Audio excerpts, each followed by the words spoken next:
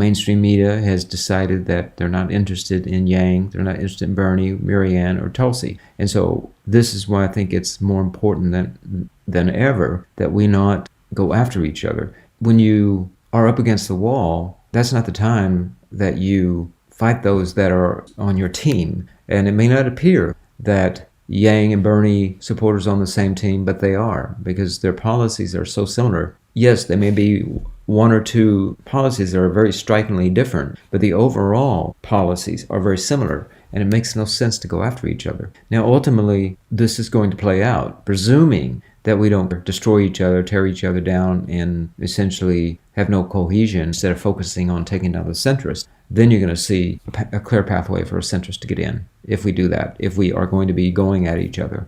But if we aren't going at each other and we spend all of that energy collectively fighting off the Bidens of the world, the Kamala Harrises of the world, then they're more likely to get wounded and punctured by our joint efforts. And that will leave a higher chance that progressives will be the last candidate standing for the primaries, at which time that's the most appropriate time to start really distinguishing differences between Bernie Sanders, Andrew Yang, Marianne Williamson versus Tulsi Gabbard, so forth and so on. That's the time to do it. Strategically, it makes no sense right now. You're only allowing a pathway for the centrists to get through. We don't need to be dogging why Yang isn't the right guy or Bernie's not the right guy. Bernie's too old. Yang's not experienced. Yang is a Trojan horse.